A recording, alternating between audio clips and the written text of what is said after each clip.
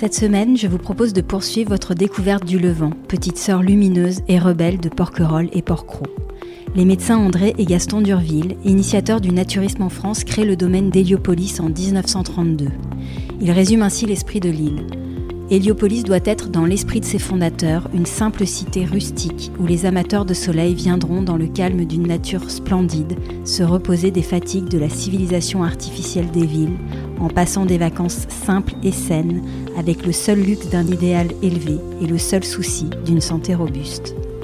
Protégé par son identité multiple, naturiste et militaire, le Levant est aussi une réserve naturelle dotée d'un patrimoine exceptionnel. Tu vas voir, le Levant c'est différent, m'avait-on dit avant que je pose un pied ici. J'ai d'abord pensé à une jolie formule. Puis de séjour en rencontre, j'ai pu approcher la singularité de ce lieu.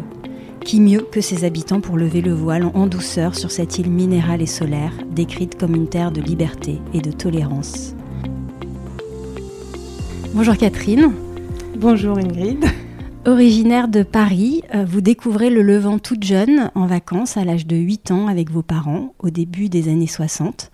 En dehors de quelques interruptions dans votre adolescence, puis à l'arrivée rapprochée de vos 6 enfants, l'île a toujours fait partie de votre vie, comme le lieu de vos vacances, d'un ressourcement et d'un engagement que vous avez su transmettre à vos enfants.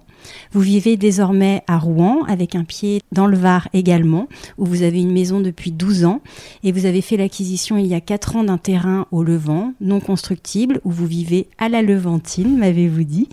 Pour commencer, Catherine, pourriez-vous me dire à quand remonte le lien de votre famille avec l'île du Levant ? Eh bien, en fait, nous étions en vacances en famille avec mon frère et ma sœur et mes parents au Lavandou.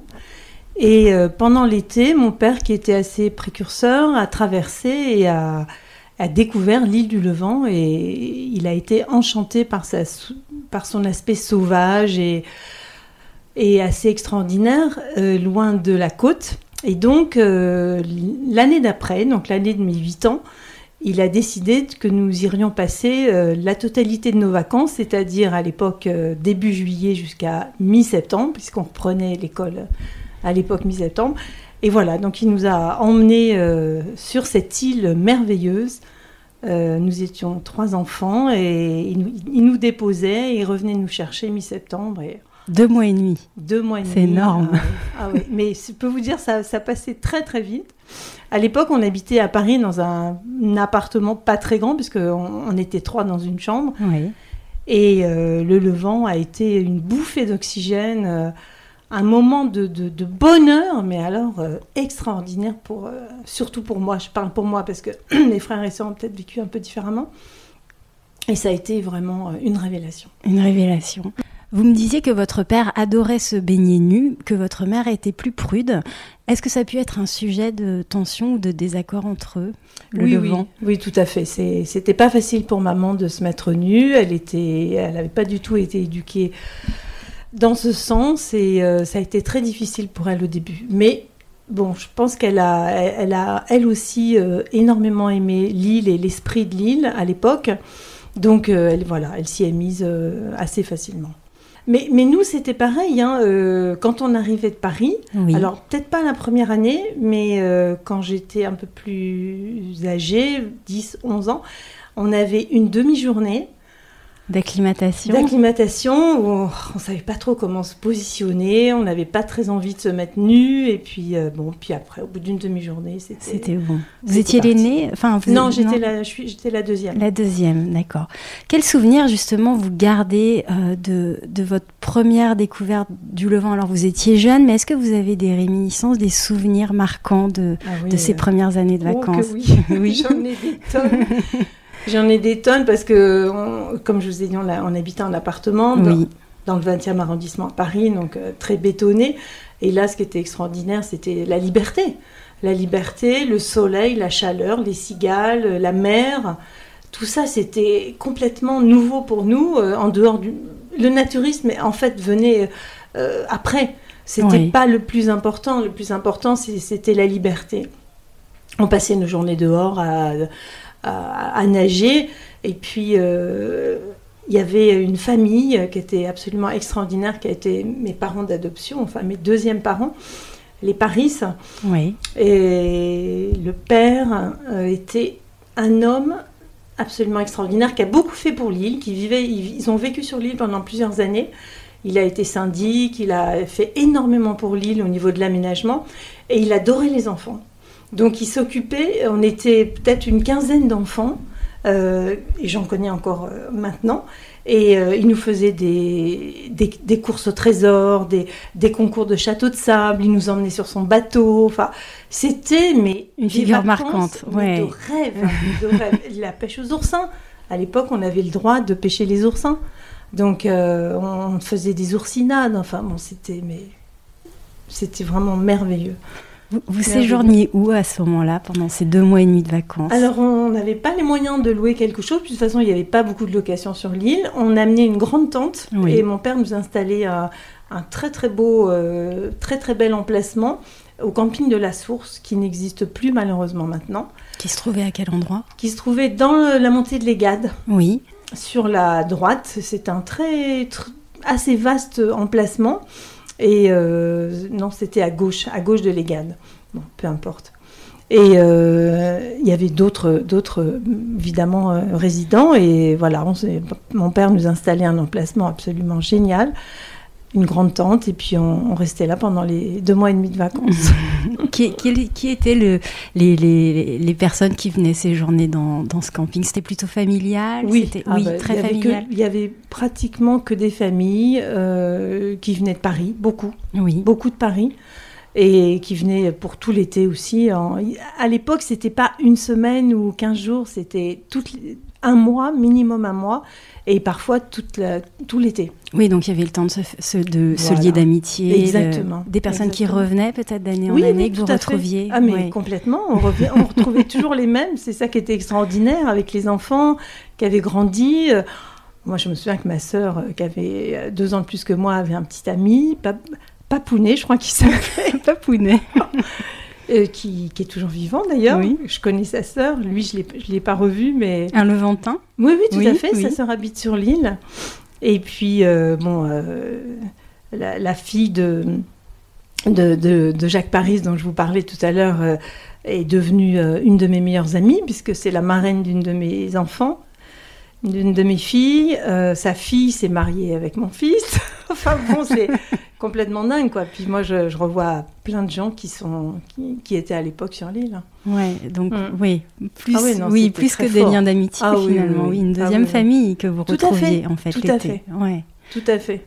À l'époque, il n'y avait pas encore l'électricité sur l'île. Alors après, vous étiez aussi au camping. J'imagine que c'était plutôt rustique et spartiate comme vacances. Eh ben non, parce que mon père nous faisait... Enfin, on avait toujours le même emplacement, donc une grande plateforme sur laquelle on mettait une grande tente avec 2 chambres, une à gauche, une à droite, une grande avancée où on pouvait cuisiner. Et il y avait une autre plateforme plus basse qui servait de... Je m'en souviens très très nettement, alors c'était il y a 60 ans. Et on était très très bien installés. Non, on avait des glacières, donc on allait acheter de la glace, des blocs de glace à l'épicerie. Évidemment, il n'y avait pas d'électricité. Mais on était très bien installés. Non, c'était vraiment... confortable, c'était pas comme les petites tentes qu'on peut installer maintenant. Il y avait peut-être un petit côté aventure aussi, j'imagine. Oui, quand on est enfant, ça participe aussi. Oui, j'ai sûrement oublié les moustiques. C'est ça. C'était votre première expérience dans un endroit naturiste ? Absolument. Et alors, c'est vrai qu'en tant qu'enfant, et puis à 8 ans, la puberté n'est pas encore là. Ça n'a pas été un sujet pour vous parce qu'on est resté donc 4 ans, 4 étés de suite. Oui. Donc 12 ans, on est parti, j'avais 12 ans. Oui. La puberté, elle commençait quand même à être là. Ouais. Donc, c'était... Oui, il y avait des moments où on se sentait un petit peu gêné. Mais bon... C'était fugace. Oui, mais ça, c'est une réalité. C'est-à-dire que, est-ce que vous avez pu, vous aussi, l'expérimenter avec vos propres enfants ? Il y a un âge intermédiaire où le naturisme est... Absolument. Le naturisme, c'est un peu plus compliqué. Ouais. Et après, ça passe. Mais il y a 12, 15, 16 ans où ça devient quand même un peu plus compliqué. Mais c'est normal. Et d'ailleurs, ici, on accepte que les jeunes gardent leur maillot. Parce qu'on comprend. On sait bien que c'est momentané. Mm-hmm. Donc, Et puis ça a toujours été comme ça. Oui. Et puis on défait le maillot quand on sent que c'est de nouveau possible. Exactement. Souvent on le défait dans l'eau et après quand on sort, on se rend compte qu'on a oublié de le remettre. C'est intéressant ça. Ouais, ça c'est une bonne expérience. Quelle empreinte vous diriez, Catherine, que ces vacances ont laissé en vous ? En quoi elles ont participé à faire de vous la femme que vous êtes devenue ? Alors, moi j'ai toujours été assez à l'aise avec mon corps. Et je pense, et d'ailleurs bizarrement, je suis plus à l'aise nue qu'en maillot. Je sais pas pourquoi, je sais pas pourquoi. Je suppose que ça vient de mon expérience sur l'île. C'est pas une question de confort. Alors, c'est une question de regard ou c'est une question de confort ? C'est intérieur. C'est-à-dire que je me sens mieux. Ici, je suis comme un poisson dans l'eau. Alors, j'aime l'île, mais il y a quelque chose qui c'est vraiment difficile à expliquer, mais quand j'arrive ici, j'ai l'impression de me redresser et d'être belle. C'est fou parce que je suis pas quelqu'un qui m'aime spécialement au niveau de mon corps. Bon, je suis plutôt pas mal, mais voilà. Mais ici, je me sens belle. Je me sens grande, je me sens aimable, je me sens rayonnante. Et je le suis d'ailleurs, enfin, les gens me je confirme. On n'a que le son, mais je confirme. Parce que je pense qu'il y a, il y a quelque chose ici de naturel, de simple, qui me correspond totalement et je n'ai pas besoin de me cacher. Vous voyez, derrière même un bas de maillot. Je me sens vraiment, mon corps est libre et heureux d'être sans vêtements. Et il y a quelque chose pour vous qui l'explique. Est-ce que vous pensez que c'est une expérience que vous faites personnellement ou que d'autres personnes, peut-être avec qui vous avez échangé, vous disent la même chose ? Oui, il y a d'autres. Je pense à mon amie, la fille de Jacques Paris, Nadine, qui est une de mes meilleures amies. Je sais qu'elle vit la même chose que moi. Et pourtant, voilà. Et elle n'est pas la seule. Il y a d'autres. Et toutes les personnes, toutes mes amies que j'ai à Rouen ne peuvent pas comprendre. C'est vrai. Quand je leur... Ouais. Vous avez jamais amené des amis Non, jamais. Elles n'ont jamais eu envie et je le regrette, mais quand je les vois qui n'enlèvent même pas le haut, je me dis c'est même pas la peine. C'est pas la peine façon, elles vont être mal à l'aise et puis je vais vous dire, c'est mon domaine à moi. C'est mon... Non mais c'est peut-être bête, mais ici je rencontre des gens, j'ai des amis avec qui tout se passe bien et avec qui je suis très heureuse de passer du temps et d'échanger.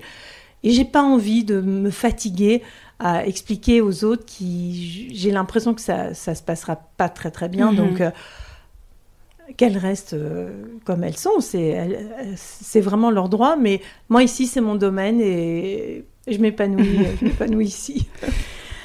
Vous rompez quelques années avec le Levant, donc vous l'avez dit, entre vos 12 et vos 18 ans. Pour quelles raisons ? Alors, mes parents se sont séparés justement après notre dernier séjour, donc ça a été un peu compliqué familialement. Nous sommes allés 2 ans, je crois, dans un camp naturiste en Ardèche, avec mon père. À l'époque, maman donc n'était pas là. Et puis, bon, il a fallu régler les problèmes de garde d'enfants et tout ça. Ce qui fait qu'au niveau de la famille s'est éclatée. Mon père n'est pas revenu. Donc voilà, moi, j'étais pas assez âgée pour venir toute seule. Voilà, donc c'est pour ça, ça explique ce qui s'est passé. Et l'île vous a manqué à ce moment-là ? Je crois que ça a été tellement compliqué comme année que... Alors, je me suis vraiment appuyée sur ce que j'ai vécu pendant ces 4 années. Ces 4 années ont été un socle pour moi, alors pour ce dont je vous ai parlé tout à l'heure, mais aussi par rapport à ce qui s'est passé familialement. L'éclatement de la cellule, ça a été très très douloureux, parce qu'en plus ça s'est mal passé, mais le fait qu'on ait eu ces vacances de soleil et cet amour partagé avec d'autres personnes, et puis avec ma famille aussi, ça m'a vraiment, vraiment aidée. Parce qu'en fait, je me suis raccrochée à ça en attendant de pouvoir y retourner. Oui. Alors, vous saviez que vous alliez revenir ? Ah oui. Oui, c'était sûr. Ah oui, c'était sûr. Vous revenez quoi, à l'âge de 18 ans à peu près ? Oui, c'est ça. c'est ça. À l'âge de 18 ans, avec mes amis paristes, avec mon amie Nadine. Oui. On avait loué la réserve, d'ailleurs, maintenant c'est l'UCPA. On était plein d'amis, et donc ils m'avaient conviée, et j'avais l'âge suffisant pour les accompagner. Et ça, j'ai renoué donc avec Lille à cette occasion, et différemment. J'étais plus un enfant, quoi. Oui, donc donc une expérience aussi peut-être un peu différente. Tout à fait. Oui, tout à fait. Et puis après, j'ai amené mon mari. Alors, donc vous avez poursuivi quelles études Une école de commerce. D'accord. À Arban. Où vous rencontrez, je crois, votre... où je rencontre Jean, mon mari. Votre mari. Vous construisez votre vie de couple et familiale rapidement. Oui. Je le déduis, puisque je crois que les enfants sont arrivés ensuite vite, mais et de façon un peu plus tard. Et un peu ce qui plus fait tard. j'ai eu le temps de l'emmener à l'île du Levant pour qu'il connaisse, parce que lui ne connaissait pas du tout. C'est ça, c'est comment... C'est donc vous qui faites découvrir l'île à votre mari. Est-ce qu'il a immédiatement adhéré à l'esprit de l'île ou pas? Oui, immédiatement. Immédiatement. Il est arrivé sur l'île, moi j'étais déjà sur l'île avec les amis, un jour où il pleuvait. Ce qui est quand même assez rare. C'est clair. Bon, 1 heure après, il faisait beau. Il s'est dit, mais où est-ce que j'arrive? Et puis en fait, on était avec des gens tellement sympathiques, tellement agréables, tellement gentils. Il a été emballé tout de suite par l'île. Et puis bon, il a un naturel aussi facile, donc... il a vraiment adhéré avec le naturisme très très vite. Il avait aucune expérience du naturisme avant. Au contraire, ses parents avaient un bateau, un beau voilier sur lequel ils partaient tous en vacances, et ses sœurs lui ne s'est jamais baigné nu alors qu'ils étaient en pleine mer, et ses sœurs n'ont jamais enlevé le haut. Donc, voyez, vous imaginez un peu sur un voilier de pas se mettre nu, c'est quand même dommage. Eh bien, donc, il n'avait aucune expérience et il a adhéré, mais très, très vite. Ouais, ça, c'était super. Comment s'inscrit ensuite vos séjours sur l'île du Levant dans votre vie professionnelle et familiale? Alors, on est donc revenus un petit peu tous les deux avant d'avoir des enfants. Oui. Après, on a eu 6 enfants très rapprochés en 7 ans et demi. Donc là, c'était hors de question. On ne pouvait pas les emmener sur l'île, c'était trop compliqué. Donc on est revenus, les 2 derniers ce sont des jumeaux, on est revenus quand les jumeaux avaient 4 ans je crois. Donc l'aîné devait avoir 10 ans, vous imaginez 6 enfants dans ces laps de temps. Et là on a commencé à revenir parce qu'on trouvait qu'ils étaient assez grands parce que l'île est quand même ardue, on monte, il y a des rochers, donc c'est pas, il y a une plage mais enfin il n'y en a qu'une. Oui, et puis entre 4 et 10 ans, on navigue pas de la même façon et avec le même regard parental derrière. Et puis il y en a 6. Donc il faut être là en permanence. Donc là, on est revenu avec les 6 et ça a été génial. Ça a été génial. C'était formidable, mais vraiment. Et ils grimpaient parce qu'on avait une maison au milieu de l'île. Oui, je voulais vous demander où vous séjourniez alors. On a La Soleil House, ça s'appelait. C'était une grande maison qu'on avait louée. Et on partait à la plage vers 10h, 10h30, on emmenait le pique-nique. Il y avait un petit coin d'ombre, donc il faisait un petit repos, peut-être pas une sieste, mais les plus jeunes se reposaient un peu. Et on remontait vers 6h, avec la glacière, tout ça, et les petits qui marchaient. Non mais c'était incroyable. Ils avaient complètement pris le pli, personne ne pleurait, enfin c'était vraiment super. Et le soir, il s'allongeait dans le lit et moi, je faisais les pieds. C'est-à-dire que toutes les petites... mon mari me rappelait encore ça il n'y a pas longtemps. Toutes les petites blessures sur les pieds, parce qu'il marchait beaucoup pieds nus, on passait tout ça à la crème et tout ça. C'était trop marrant. Ils étaient en randonnion et on soignait les petites blessures. On a passé des séjours merveilleux. Merveilleux, ouais. Puis on a rencontré d'autres familles avec des enfants. Parce qu'à l'époque, il y avait beaucoup d'enfants. Du même âge. Donc il y a des amitiés qui se sont renouées. Ouais, c'est... Enfin, deuxième génération. Deuxième génération, oui. C'est incroyable. Et puis mon amie Nadine venait avec sa fille. Enfin bon, et mes amies que j'ai connues petites venaient avec leurs enfants. On s'est retrouvés, mais c'était formidable. Et on était en famille avec... Non, mais c'était des années extraordinaires, vraiment. C'était important pour vous de transmettre cet amour du Levant à vos enfants. Ah oui. Et aujourd'hui, ils adhèrent tous de la même façon à l'île ou pas? Pratiquement. Bon, il y en a un, le deuxième, qui, vers l'âge de 18 ans, s'est fait, ce qu'on peut dire, regarder, mater par des homosexuels, et ça lui a pas du tout plu. Et du coup, Lui, il est pas revenu. Il n'est pas revenu. Non, mais tous les autres sont revenus, reviennent. Bon, là, cette année, il n'y a personne pour différentes raisons, mais sinon, ils adorent l'île. Ils viennent même hors saison. Enfin, oui, ils sont aussi attachés à l'île du Levant que moi, je pense. Et vous avez des petits-enfants, Catherine? Oui, j'ai des petits-enfants qu'on n'a pas encore emmenés, mais j'espère bien l'année prochaine les emmener. Ils sont encore jeunes, donc... Ah oui, l'année prochaine, j'espère emmener les plus grandes, les 2 plus grandes. Et qui rencontreront peut-être les petits-enfants. C'est incroyable, oui. Mais oui, parce qu'il y a des enfants de leur âge, donc c'est chouette. Hein. Et aujourd'hui, vous venez à quelle fréquence sur l'île? Alors, on vient surtout l'été. Ouais. On fait des séjours de 10-15 jours, fin juin, en juillet. On fait des petits allers-retours avec notre maison de Méhoun. Oui. Puis bon, je m'occupe beaucoup de mes petits-enfants, donc voilà, quand je suis sollicitée, je rentre. Là, par exemple, je vais rentrer pour garder 3 de mes petits-enfants, et puis je vais revenir. Vous voyez, c'est un petit peu en fonction des demandes des enfants pour ajuster les voilà. agendas. Exactement. Et actuellement, donc vous avez acheté donc un terrain sur l'île. Vous vivez, vous m'avez dit, à la Levantine. Vous pourriez expliquer un petit peu ce que ça veut dire? Oui, alors à la Levantine. On s'est fait construire un petit bungalow levantin dans le style d'Urville. Oui. Donc ça doit faire 20 mètres carrés. Oui. Donc on a un lit, des étagères et on a une très jolie terrasse. Vraiment, alors là, magnifique, avec une toile qu'on a mis, une petite cuisine extérieure. Oui. Ce qui fait que c'est très spartiate, puisqu'il y a un grand lit, c'est tout. Et puis quand les enfants viennent, on met la tente. Et on a une grande tente indienne qui est très jolie, où on peut coucher à 3. Et puis il y a d'autres emplacements où on peut rajouter d'autres tentes. Et voilà, on essaie de ne pas être trop nombreux à chaque fois, parce qu'avec les problèmes d'eau aussi, il faut faire attention. Mais on peut être 5-6 sans problème. Alors oui, c'est très simple, mais on a quand même un petit chauffe-eau pour avoir un peu d'eau chaude si on revient tard de la plage. Et si vos enfants reviennent, c'est que ça leur convient très bien. Mais franchement, en été, il fait chaud. Enfin, on est tout le temps dehors. Bon, là, il y a eu un orage, mais c'est... Exceptionnel. Et puis, on est tout le temps dehors. Donc, on n'a besoin de rien, en fait. Oui. Enfin, pas grand-chose. Pas grand-chose. Si vous deviez décrire la géographie des lieux en quelques mots à quelqu'un qui ne connaît pas du tout l'île, comment vous lui décririez?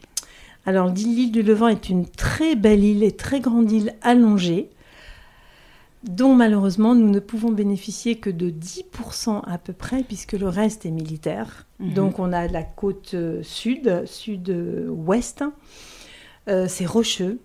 Il faut quand même pouvoir marcher, ça monte, puisque du port au village, il y a quand même pas mal de dénivelé. Il y a pas mal de constructions maintenant, il y a pas mal de maisons, mais le bord de mer est resté très très sauvage. Donc on accède à la mer. La mer est absolument divine, délicieuse, bien plus propre et bien plus claire que sur la côte. On est en face de Port-Cros, qui est une réserve naturelle magnifique, donc voilà, parce que c'est quand même important c'est les 3 îles, Port-Cros, Porquerolles et le Levant, qui sont quand même des sœurs et qui sont loin de la côte, enfin près et loin en même temps. Et le Levant est une île peut-être la plus sauvage de toutes. La moins connue, la plus lointaine, oui. Le naturisme, protège, c'est peut-être pas le bon terme, mais en tout cas dissuade peut-être quelques personnes de venir, et de fait il y a moins d'hyperfréquentation que sur les Oui, parce qu'au bord de l'eau, on demande aux gens d'être... on les oblige pas dans l'île, au village, au port et dans les chemins, on les oblige pas à être nus, mais au bord de l'eau, on leur demande d'enlever les maillots, donc ils peuvent rester autour du port, mais c'est vrai que ça dissuade beaucoup les gens. À quoi ressemble une de vos journées sur l'île, l'été par exemple? Moi, je me lève assez tôt parce que j'aime beaucoup le matin. Et puis avec les cigales, on est réveillé assez tôt. J'en profite du fait qu'il ne fait pas trop chaud pour jardiner un petit peu, couper des trucs, ranger, enfin, surtout dans le jardin. Ensuite, je descends souvent vers 10h, 10h30 me baigner parce que le matin, la mer est très plate et il fait frais. Enfin, c'est très, très agréable. Et je me baigne énormément, je nage beaucoup. Et je reste au bord de l'eau jusqu'à 12h30, 13h. parce qu'à 13h, il fait encore pas trop chaud. Après, on remonte, on déjeune, on fait la sieste, une petite sieste, et après, on redescend vers... moi, mon mari redescend rarement avant 17h30, 18h. Moi, souvent, je dors pas et à 4h, je suis de nouveau au bord de l'eau et voilà. Parce que donc l'attraction de la mer. Ah oui, oui. Énormément. Puis la mer, elle est délicieuse. Il y a des criques merveilleuses. Donc, j'adore nager. Donc, voilà, il y a plein d'endroits où on peut aller, on peut changer en fonction du vent, du courant, et donc, voilà. Là, je passe beaucoup de temps en bord de mer. Justement, quel est l'endroit ou les endroits que vous affectionnez particulièrement au Levant ? Alors, il y a sous une maison qui s'appelle l'Œil, donc on appelle ça les plattes de l'Œil. Oui. Vraiment, elles sont très très belles ces plattes-là. Il y a le bain de Diane, qui est très connu, où là en ce moment il y a trop de monde, donc je n'y vais pas, mais j'y vais en juillet. Et puis à côté du bain de Diane, il y a un petit rocher où je peux me mettre moitié dans l'eau, moitié au soleil l'après-midi. Mais écoutez, j'y passe des heures. C'est formidable. C'est vraiment... Donc là, c'est tout à fait à gauche du bain de Diane. Et puis, il y a un autre endroit qui s'appelle les Plattes, qui est en bas de marche, où le soir, c'est très agréable. C'est très venté. Et puis, on retrouve toujours les mêmes personnes. Donc, c'est sympa. On a vu des dauphins il n'y a pas très, très longtemps. Ouais. Sinon, même à droite du port, il y a un endroit très agréable. Il y a les Myrtes aussi, où j'aime beaucoup aller. Mais j'ai un petit faible pour le rocher dont je vous ai parlé et les plaques qui sont sous la maison qui s'appelle l'Œil. C'est-à-dire, quand on regarde la mer, c'est à droite du bain de Diane. Très bien, on ira faire un tour alors.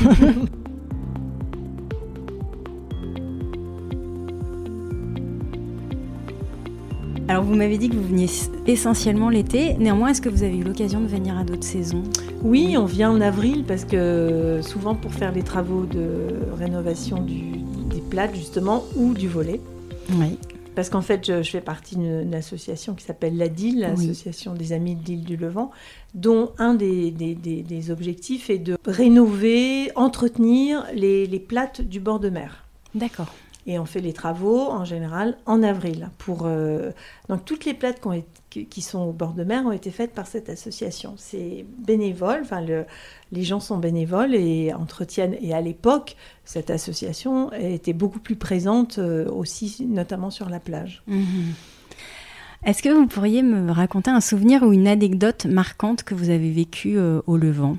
Quelque chose qui vous vient, ça peut être un petit souvenir aussi, hein. Mais il y a quelque chose qui me revient, c'est que j'ai un de mes fils, le 4e, celui qui est le plus attaché à l'île, qui est grand, beau et bronzé. Il a la peau mate, c'est incroyable. Il passait des heures, quand il était petit, vers 8, 9 ans, 10 ans, il adorait pêcher. Donc, maintenant il n'y a plus de poissons, mais à l'époque, il pêchait beaucoup des petites girelles. On en trouve encore, mais bon. Et puis, donc, il passait des heures. C'était comme un cormoran, sur son rocher, devant la plage. À droite, il y a un rocher. J'en parlais encore avec une amie il n'y a pas longtemps. Et il passait ses journées sur ce rocher, à pêcher ou à regarder les poissons. J'ai un souvenir, mais alors c'est... Une image, quoi. C'est incroyable. Pourtant, jeune, en plus avec le soleil, mais toute la journée, dès qu'il avait chaud, hop, il se mettait dans l'eau. Et ça, c'est vraiment une image très forte que j'ai du fait quand les enfants étaient là. Parce qu'alors, lui, c'est un Levantin plus. Il vient encore souvent. Ah oui. Il pêche encore ou non, il pêche plus. Il pêche plus, puis il n'y a plus beaucoup de poissons. C'est vrai. Non, il pêche plus.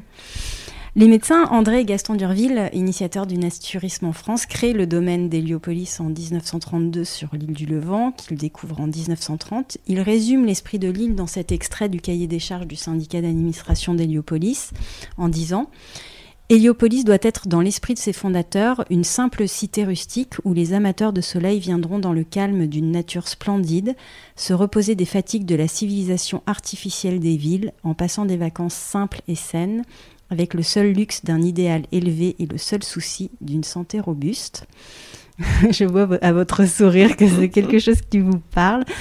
Héliopolis fête ses 90 ans cette année. Est-ce que cette vision des Durville a toujours cours aujourd'hui selon vous ? Est-ce que l'esprit originel été conservés? C'est un grand débat, parce qu'il y a quand même beaucoup de familles ici qui vivent toujours dans cette obédience, vraiment, de simplicité, de nature. On économise l'eau, on fait pipi dans le jardin pour pas tirer la chasse d'eau, on prend des petites douches avec 2 ou 3 bouteilles où on fait très très attention. On profite du soleil, on se baigne, on va au bord de la mer. Donc il y a toute une partie des habitants et des touristes d'ailleurs de l'île qui vraiment s'inscrivent là-dedans. Et puis il y a l'évolution de l'île, évidemment. Alors il y a les maisons qui se sont construites, les piscines qui se sont construites, ce qu'on ne comprend pas bien parce que même si on est au village et qu'il faut monter... quand on voit la beauté de la mer. Oui, là on n'est plus dans la cité rustique et simple des Durville. Ouais. Et c'est vraiment dommage. Mais c'est le progrès en même temps. C'est le progrès. Et puis... Est-ce qu'on peut qualifier... les personnes qui construisent des piscines, de vrais naturistes ou pas, selon vous? Ben, c'est la question, parce que ces gens-là, ils descendent pas se baigner, ils utilisent l'eau dont on a besoin même pour la nature, mais pour leur piscine. Enfin, on est beaucoup à ne pas comprendre, et à ne pas comprendre comment ça a pu se faire. C'est pas une île où c'est cohérent, quoi. Ouais. C'est pas une île où c'est cohérent, donc difficile. Est-ce que vous pourriez expliquer ce plaisir de vivre nu? Alors, c'est peut-être par rapport à la contrainte. Pas de maillot. C'est se montrer aussi tel qu'on est vraiment. Tel qu'on est à l'intérieur aussi. Et alors, ce qui est étonnant, c'est qu'ici, il y a des gens qui ont des corps qui sont laids, qui sont gros, qui sont moches, et on ne le voit pas. C'est vrai. Alors que quand on est sur une plage, quelqu'un avec un maillot qui est moche, qui est gros, on le remarque. Et ici, je sais pas, c'est bizarre, mais le corps devient harmonieux parce qu'il n'est pas habillé. Peut-être parce qu'il n'est pas caché, je ne sais pas. Mais oui, c'est vrai. C'est vraiment étonnant. Finalement, les vêtements soulignent davantage... Exactement, les défauts. Oui. Et ici, du coup, comme tout le monde est nu, enfin la majeure partie, on ne se regarde plus. On ne voit plus nos défauts. Alors bon, il y a des hommes évidemment qui admirent des jolies femmes, et des femmes qui admirent des beaux hommes, hein, c'est pas le problème. Mais c'est pas... voilà, on a la totalité du corps, donc on n'a plus rien à découvrir. Donc on accepte le corps tel qu'il est. Et franchement, ça change tout. Ça change le regard. Oui. Le fait qu'il n'y ait plus rien à découvrir. Oui, tout à fait. C'est ça. Alors le naturisme n'est pas qu'un plaisir, c'est aussi un mouvement qui renvoie un certain nombre de valeurs dont la nudité est un aspect seulement. Le rejet des conventions imposées par les vêtements, l'effacement d'une certaine barrière sociale aussi. Un projet de vie sain au contact de la nature, manger sainement, se soigner par la nature, le corps comme l'esprit. C'est aussi, je l'ai entendu souvent, le respect de soi et des autres. Est-ce que c'est ainsi que vous le vivez, Catherine ? Ah oui, tout à fait. Vous pourriez nous expliquer ce que ça veut dire Mais justement, moi, quand je croise justement des gens qui sont pas très beaux, j'ai l'impression de les aimer. J'ai l'impression d'aller vers eux, ça ne me gêne pas. Alors que c'est vrai que j'ai un peu tendance dans la vie de tous les jours, quand je croise des gens qui sont pas très beaux, même que de visage, j'ai un petit peu tendance à y mettre un jugement. Mais c'est même inconscient, c'est très très léger. Alors que là, je n'ai pas de jugement. Il y a une bienveillance qui arrive, hein, qui est là. Enfin, qui est là. Et je suis sûre que je ne suis pas la seule. Est-ce que ce corps nu, mis à nu, est du coup peut-être plus vulnérable, je sais pas, génère un regard plus tendre, plus doux. Enfin, Oui, peut-être que j'extrapole, je sais pas. Non, mais il y a peut-être de ça. Et puis, il y a le fait aussi qu'il y a un sentiment d'appartenance. C'est-à-dire que on sait ce que ça apporte pour nous. Enfin, moi, je sais ce que ça m'apporte. Donc, les gens qui le font, je suis en connexion, en communion avec eux. Oui. Je sais qu'ils vivent la même chose, ça se voit. Même ne serait-ce que les croiser dans les chemins, ça se sent, ça se voit qu'ils sont heureux, ils sont libres, ils sont naturels. Et du coup, c'est comme une grande communauté. Et donc, on a moins besoin de... Enfin, je pense qu'on juge moins. Enfin, moi, je juge moins, en tous les cas, c'est sûr. Donc, bon. Votre regard s'attendrit sur l'île du Levant. Oui, c'est vrai. Exactement. Est-ce que la pratique du naturisme a évolué depuis les années 60 sur l'île ? Avant, oui, elle a un petit peu elle a évolué, puisque maintenant, il y a des gens qui vivent sur l'île qui ne sont pas naturistes. On peut vivre au Levant sans être naturiste ? Ouais. Si on ne va pas au bord de la mer, si dans les chemins, on peut être habillé, chez soi, on est habillé, au village, on est habillé. Donc, alors malheureusement, il y a quand même des gens qui ont acheté les maisons et qui ne sont pas naturistes. Ça pose un problème ? Moi, je trouve que c'est dommage. C'est dommage parce qu'on les verra jamais nus. On les côtoie, nous on est nus, eux ils sont systématiquement habillés. On sait qu'ils nous regardent peut-être avec un certain regard et on trouve ça dommage. Mais bon, voilà, on accepte parce que de toute façon c'est comme ça. Mais on se demande parfois, moi je me demande parfois comment est-ce que ces gens-là ont eu envie de venir chez nous, parce que pour voir des gens nus toute la journée et ne pas se mettre nus, ça paraît bizarre. Mais bon. Je sais pas pourquoi ils ont fait ça. Vous avez eu des échanges vous avez pu interroger librement ? Non, c'est compliqué. C'est un peu compliqué. C'est un peu tabou. Ouais. C'est un peu tabou. Oui, tout à fait. Ouais, mais c'est... Donc, bon. Mais oui, ça a évolué. À l'époque, quand j'étais petite, tout le monde était nu. Tout le monde était nu. Puis alors, s'il y avait quelqu'un qui se promenait nu, qui se promenait habillé, même... sur les chemins, il était hué. À la plage, il était hué. Les bateaux qui arrivaient, on leur lançait des pierres. Ah non, mais c'était dingue.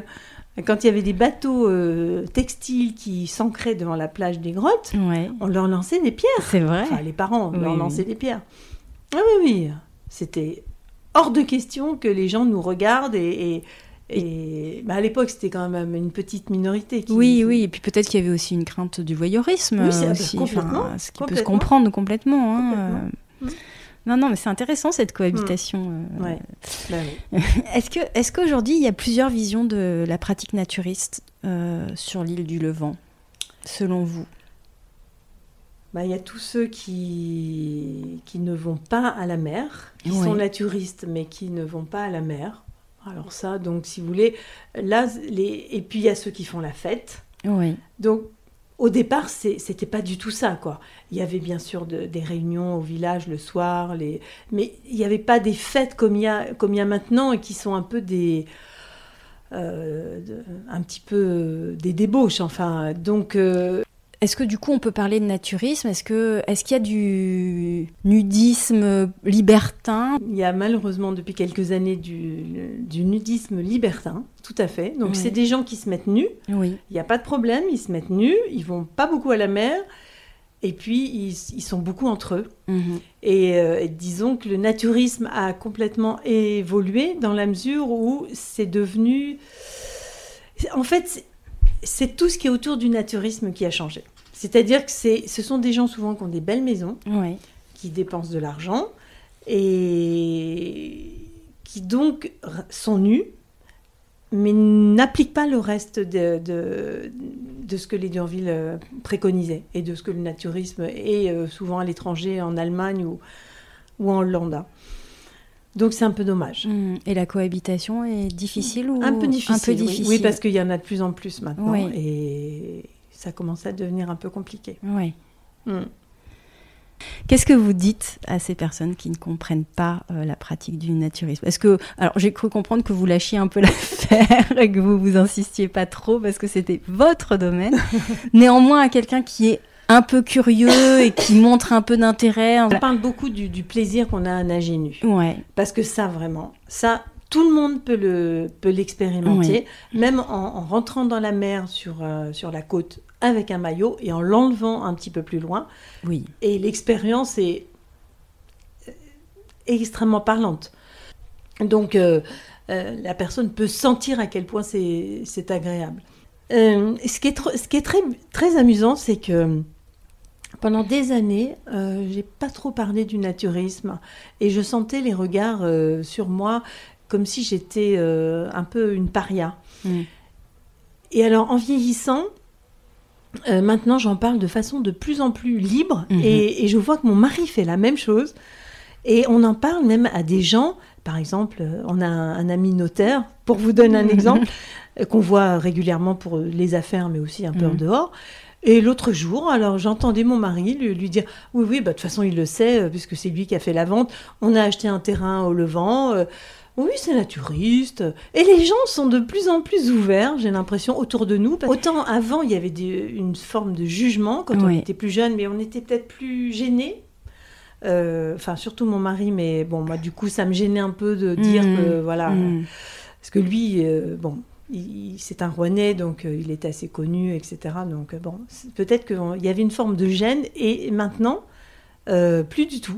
Plus du tout. On est devenu complètement libre de parler de ça. Et peut-être que même le regard change parce que vous êtes moins gêné, vous en parlez librement, et peut-être que les gens ont moins de réserve et plus de curiosité saine. Quoi, exactement. Est-ce que vous pensez que la confusion entre nudisme et naturisme peut être à l'origine parfois d'une certaine forme de rejet ? Mais complètement. Complètement, parce que nous, quand on va dans les magasins, qu'on fait des courses, on n'est pas nus. Enfin, on met un petit paréo. Bon, ceci dit, il y a certains établissements qui accueillent les gens nus. Mais vous voyez, il y a une forme de respect. On va toucher des fruits, on va acheter une salade, on a un paréo par hygiène, par respect, enfin, je sais pas, on le fait naturellement. Alors que les nudistes, eux, à Agde, par exemple, c'est dans les magasins qui sont bien plus grands, les gens sont nus tout le temps. Nous, c'est vraiment plus un état d'esprit. Bien sûr, on aime être nus et on se baigne nus, mais c'est plus un état d'esprit global.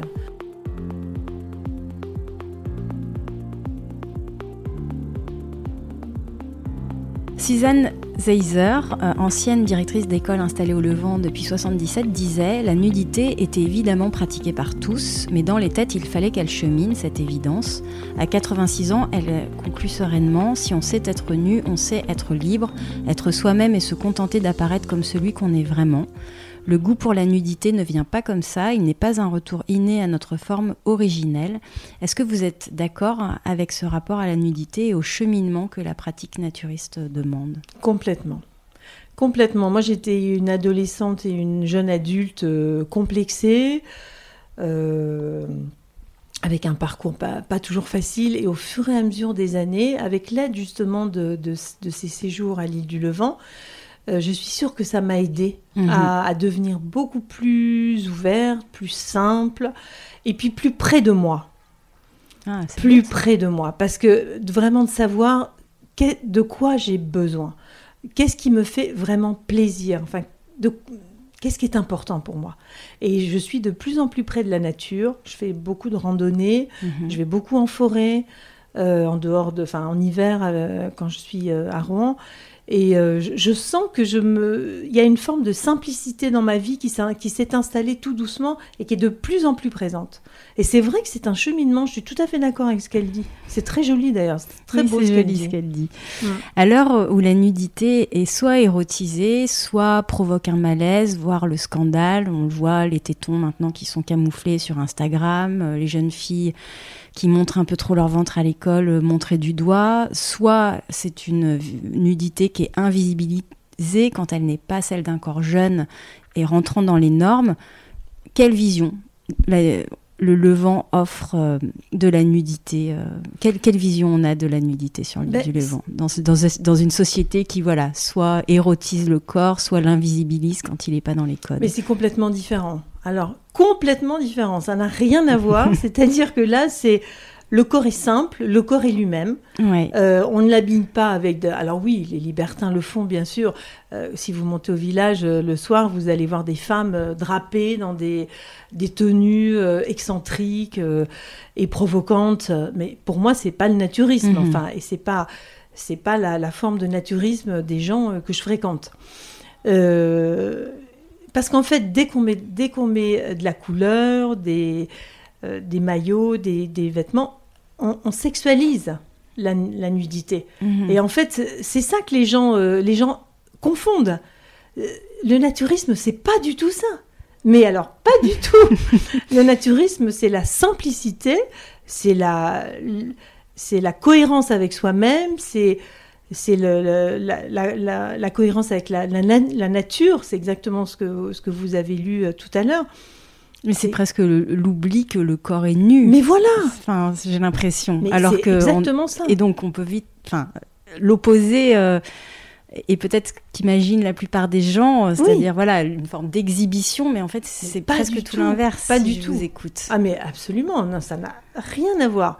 Rien à voir. Et certains libertins partent du naturisme pour aller vers et croient que, mais c'est pas du tout ça. Enfin, et c'est dommage parce que il y a maintenant sur l'île plusieurs établissements libertins qui amènent des gens comme ça.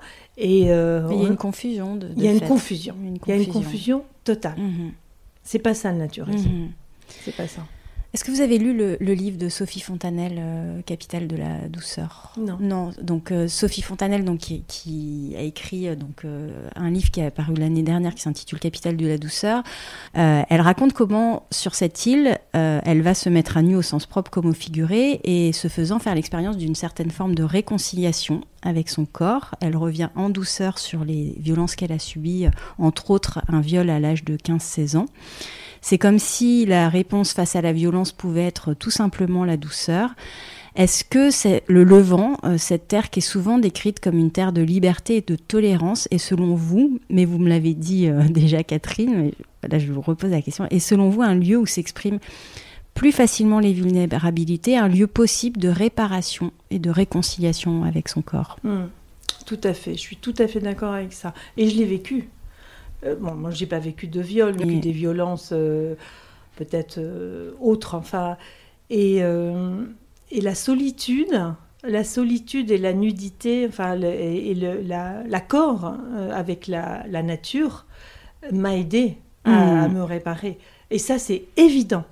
C'est quand on est assise, allongée ou en communication même avec une roche, le soleil, la mer, il y a quelque chose qui aide le corps à redevenir plus doux et plus en accord avec lui-même. Et ça c'est clair. C'est vraiment... Mais moi, vous savez, ici, je puise mon énergie pour l'année. C'est comme... un réservoir. Exactement. C'est comme... Et quand je suis en hiver et que je vis des moments difficiles, j'ai un lieu sûr ici, et je me connecte à ce lieu sûr, et ça m'aide. C'est parti. Et je sens les énergies, parce qu'ici, il y a une énergie extrêmement forte, une vibration liée au rocher, au soleil et à la mer. Et c'est vraiment, c'est pas du bluff. Hein, oui, mais ça, vous n'êtes vraiment pas la première à me le dire. Oui. C'est-à-dire qu'il n'y a pas de plage ou très peu de plage sur l'île du Levant, donc c'est vraiment ce rapport aux roches, à la pierre, vraiment un contact direct qui est, puis, au départ peut-être paraître un peu brutal parce que les roches peuvent être très chaudes, âpres, il faut savoir marcher dessus avec une certaine agilité, mais je sens, vous n'êtes pas la première à me le dire, qu'il y a une forme d'énergie. Et qui libère en plus. J'ai l'impression que cette énergie-là, elle est libératrice de quelque chose. Comme si on se libérait quand on arrive ici alors peut-être pas tout de suite, mais au bout de quelques jours, comme si on se libérait des miasmes de la civilisation, des difficultés qu'on a rencontrées dans l'année, des problèmes auxquels on a été confrontés. Il y a une forme de résilience qui s'installe. Qui s'opère, oui. L'une de vos filles, Sophie, a lancé des retraites sur l'île alliant naturisme, yoga et photothérapeutique destinées à des femmes qui souhaitent renouer avec leur corps. c'est tout à fait dans l'esprit de ce que vous décrivez. Mais complètement. Et ça marche bien. Ça marche très très bien. Ouais. Oui, les personnes avec qui elle a fait cette retraite, elle en a fait qu'une pour le moment, ont été mais enchantées. Et c'était des gens il y avait plusieurs personnes qui n'avaient jamais fait de naturisme. Ouais, c'est incroyable. Mais elles ont été, d'ailleurs elle va en organiser d'autres. C'est parce que là, elle attend des bébés, donc elle peut pas être disponible. Mais c'est cette île, oui, le naturisme, c'est vraiment des vertus thérapeutiques. Ah oui, mais vraiment thérapeutiques. Puissantes. Ah oui, tout à fait. Est-ce que la douceur caractérise bien, selon vous, l'île du Levant ou pas? Alors, je dirais pas ça parce que c'est quand même une île aride et sauvage. Donc, quand on a dit ces deux mots-là, alors il y a une douceur de vivre, il y a une douceur liée dans les relations entre les personnes, enfin pas que, mais il y a quand même ça. Donc ça c'est important, mais sinon je dirais pas que c'est une île qui est douce, non.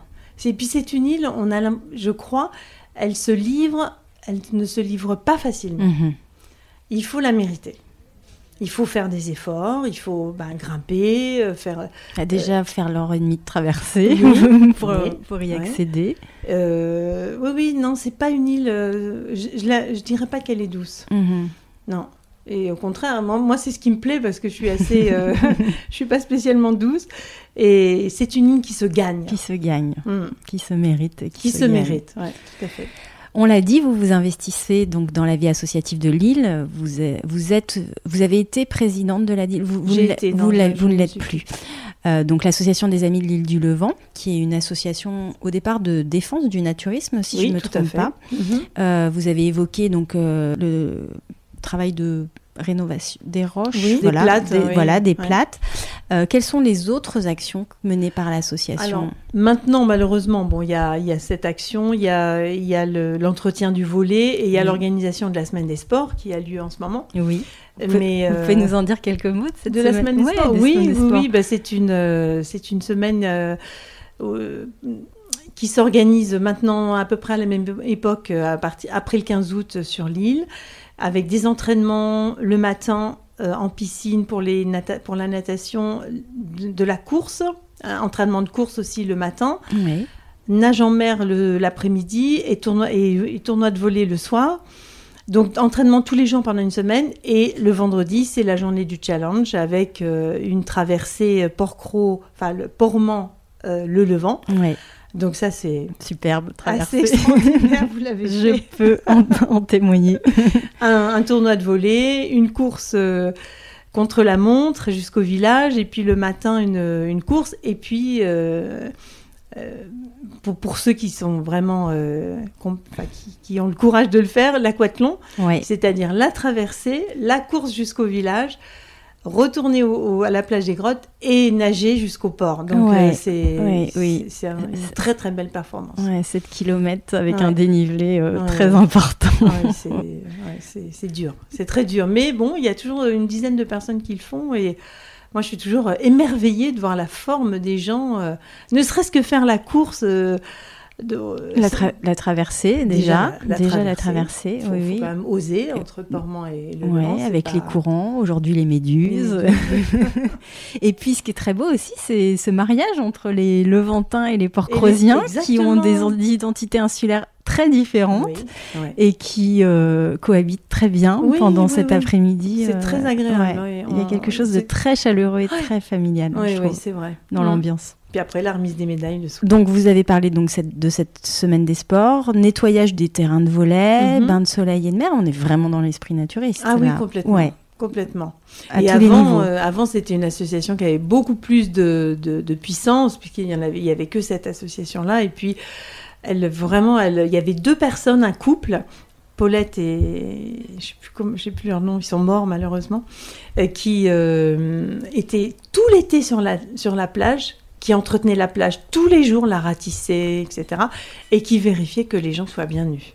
Et alors, quand on n'était pas nus, qu'est-ce qui se passait? Oh là là, tout le monde se mettait debout, et criait « Ah, poil ! Ah, poil ! Ah, poil !» Et soit les gens se déshabillaient, soit ils partaient. Ah, voilà. C'était très, très amusant. Moi, j'ai des souvenirs que j'étais enfant. C'était très fort à l'époque. Parce qu'il n'y avait pas de panneaux, tout ça. Donc, les gens, ils arrivaient, ils ne savaient pas qu'il fallait être nus. Parfois, sur le bateau, on ne leur avait pas dit. Est-ce qu'il y a un lien entre la DIL et la Fédération française de naturisme ? Oui, bien sûr. Oui, on fait partie de la Fédération de naturisme. Oui, et est-ce que vous avez des liens, des actions communes ? Comment ça se passe justement ? Est-ce que ça s'incarne ? On assistait, généralement, il y avait des membres qui assistaient au congrès national de la Fédération de naturisme. Bon, ouais. Ça fait un moment qu'on n'y est pas allé. On se parle de temps en temps, on parle du naturisme, justement, on se rencontre de temps en temps. C'est vrai que maintenant, les liens se sont un peu délités parce que c'était les anciens qui avaient les liens avec la fédération. Maintenant, on est un petit peu plus isolés. Mais bon, on continue quand même à prendre nos licences. En tous les cas, les membres du comité de la DIL sont obligés d'avoir la licence de la fédération de naturisme. D'accord. Obligatoire. Donc tous les autres adhérents, souvent, ils adhèrent à la DIL, mais ils n'adhèrent pas à la Fédération de naturisme parce qu'ils viennent qu'au Levant, donc ils savent qu'ici, c'est pas indispensable. Ouais. Alors qu'il y a d'autres centres, comme c'est obligatoire. Où c'est obligatoire. Où c'est obligatoire. Mais pas ici. D'accord. À côté de l'identité naturiste, la vocation militaire de l'île s'affiche un peu comme un paradoxe, car le Levant est aussi un site stratégique de la force de dissuasion militaire française. Ils sont réalisés des essais de missiles et autres torpilles pour le compte des armées de l'air, de terre et de mer. Comment vous vivez cette cohabitation ? Alors, à la fois bien et bon, on est un peu triste d'avoir si peu de terrain, de surface. C'est une frustration. Ah oui, ouais. Bah oui, parce que franchement, l'île est absolument magnifique. Une fois par an, on a le droit de rentrer sur le terrain militaire. Vraiment, vous avez pu y aller ? Moi, j'y suis jamais allée, mais j'ai fait le tour de l'île déjà plusieurs fois. Ouais. Et on voit bien, l'île est splendide. Splendide, et on est bien triste de pas... En même temps, ils nous aident. Ouais. Les pompiers, enfin, il y a l'hélico, les ambulances. Donc, ils sont quand même très, très présents pour nous, si on a besoin d'eux. Facilitateurs. Voilà. Donc ça, on ne peut pas leur nier. Les essais, il n'y en a pas en été. Ils ne les font pas en été. Ils ont une présence bienveillante quand même. Donc ça, c'est chouette. Et puis, est-ce qu'on ne peut pas aussi voir ça comme une forme de protection de l'île ? C'est-à-dire qu'en même temps, ça reste un site... alors, certes, qu'on ne peut pas voir, mais en même temps, il n'y a pas de surenchère immobilière. Absolument. Tout à fait. Bon. Ça reste sauvage, très sauvage. Ça reste sauvage, ouais. Sur la vie insulaire, on dit souvent qu'elle fascine autant qu'elle peut effrayer. Qu'est-ce qui fait, selon vous, sa particularité ? Vous qui vivez la vie insulaire, alors essentiellement l'été, j'ai bien compris, même si vous venez aussi maintenant régulièrement au mois d'avril. Qu'est-ce que ça apporte en plus à ce territoire ? Quand on quitte la côte, on quitte quelque chose. La vie est différente sur une île, complètement différente. Vous êtes à l'écart, vous vivez entre vous. Alors bien sûr, il y a des bateaux, mais il n'y a pas des bateaux tout le temps. Vous ne pouvez pas faire ce que vous voulez. Vous ne pouvez pas sortir pour aller voir un film, aller à l'opéra, ou même aller dans un supermarché. Non, oui, bien sûr, il y a une épicerie, mais la vie est complètement différente. Vous lâchez quelque chose quand vous montez sur le bateau, c'est comme si vous laissiez des valises sur la côte. Franchement, d'autant plus au Levant où il n'y a pas de voiture. C'est vrai. Si vous pouvez passer la voiture, ça change tout. Mais là, vous ne pouvez pas. Donc, vous emmenez avec vous le strict minimum. Et du coup, ça vous suffit. C'est dur de revenir dans le vrai monde après. Moi, je pleure à chaque fois.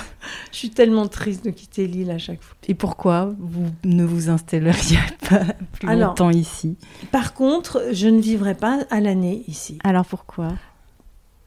Trop aride. Trop solitaire. Ouais. Besoin de relations sociales. Oui, ouais. Ma famille, mes enfants, mes petits-enfants.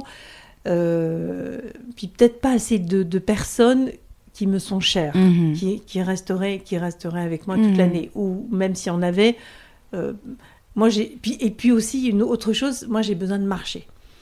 Alors j'ai vraiment besoin de marcher beaucoup. Je fais en moyenne 10 km par jour, c'est pas énorme, mais c'est vraiment quotidien. Et ici, c'est difficile. Alors, je pourrais les faire, mais ce serait toujours le même trajet. Vous connaissez les 2 autres îles ou pas? Porquerolles? Oui. Porquerolles, en général, on y va entre Noël et Jour de l'An. Souvent, on passe Noël et Jour de l'An dans notre maison du Sud. Ouais. Et souvent, on y va une journée ou 2 en hiver. Donc, on aime beaucoup parce qu'il n'y a pas beaucoup de monde.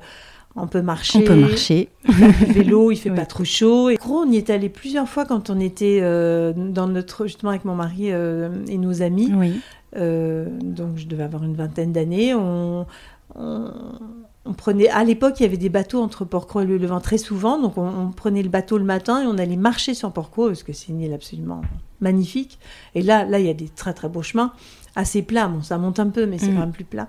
Et on revenait le soir. Ça, on l'a fait souvent. Et est-ce si vous deviez qualifier ces 3 îles, enfin leur choisir chacune un qualificatif, comment vous les qualifieriez? Alors, l'île du Levant, c'est sauvage. Ouais.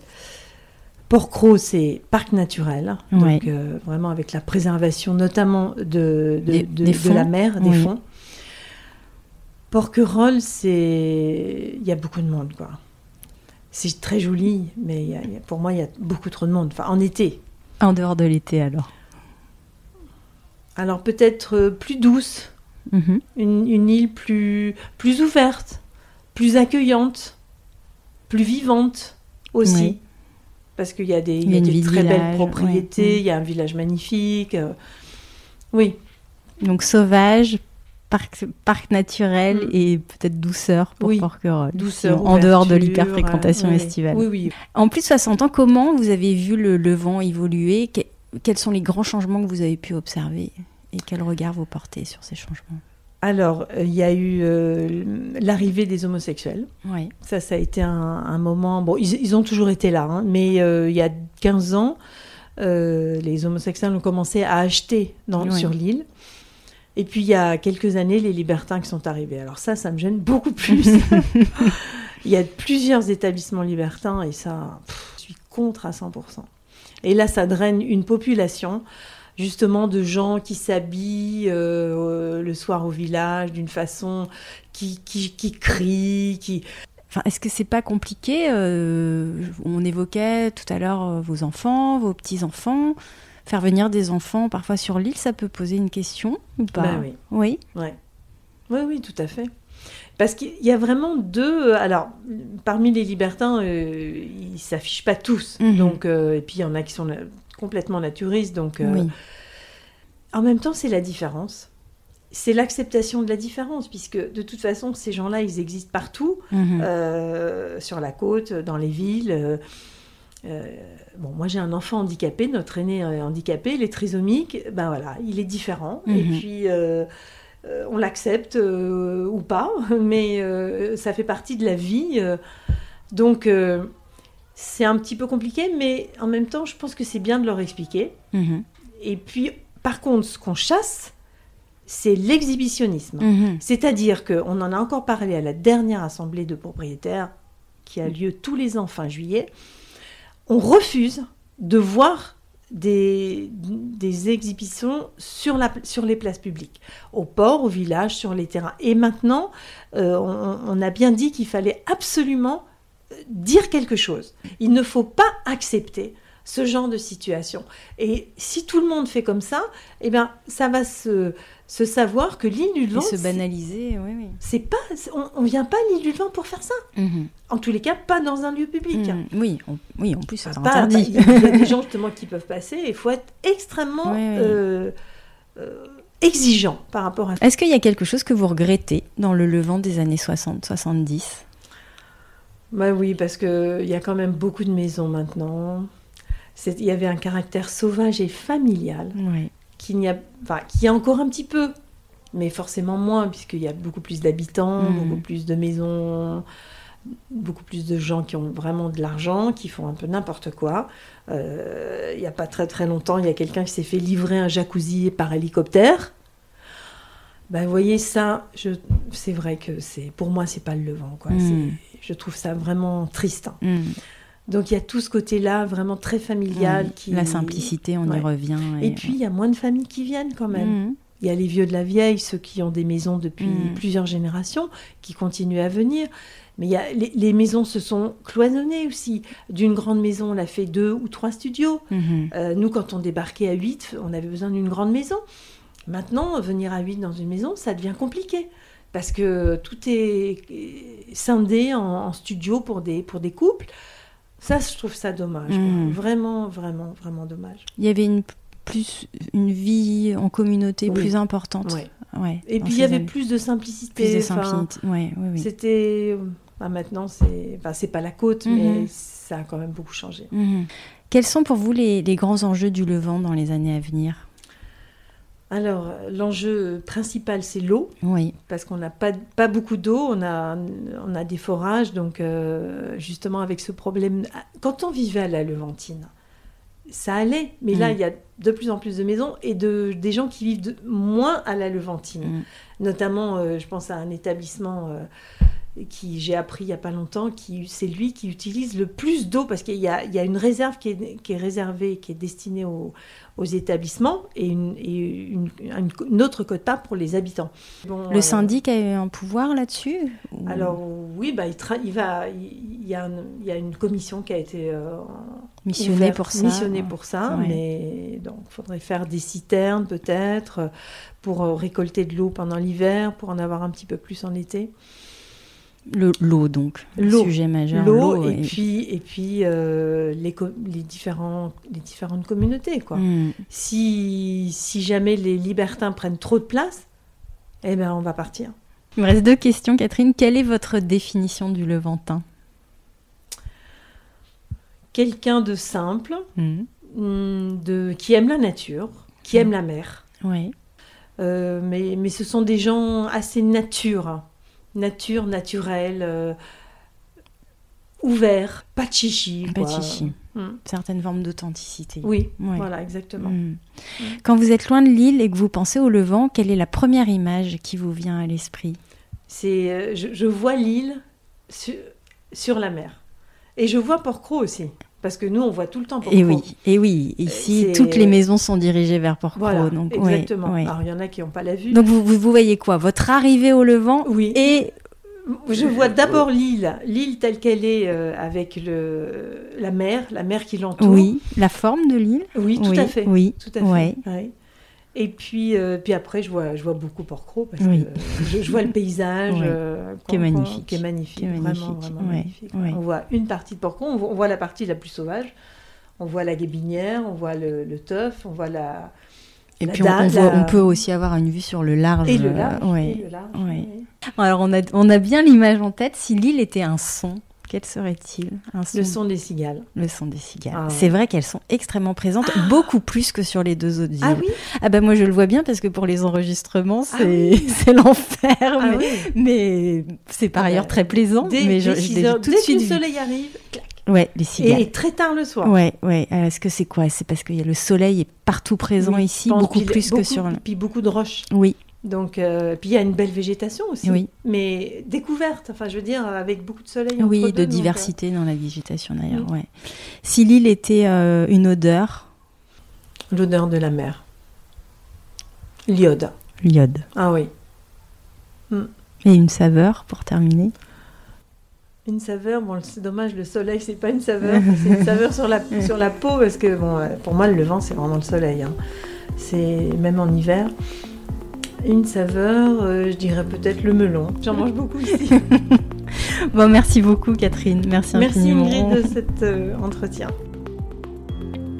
Pour retrouver toutes les notes de l'épisode, rendez-vous sur fragileporquerolles.com. Si ce n'est pas déjà fait, vous pouvez toujours vous abonner au podcast Fragile sur Apple Podcasts, Deezer, Spotify ou toute autre plateforme d'écoute.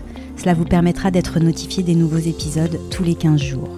Et si cet épisode vous a plu, vous pouvez désormais mettre 5 étoiles sur Spotify et toujours laisser 5 étoiles sur Apple Podcasts avec un petit commentaire.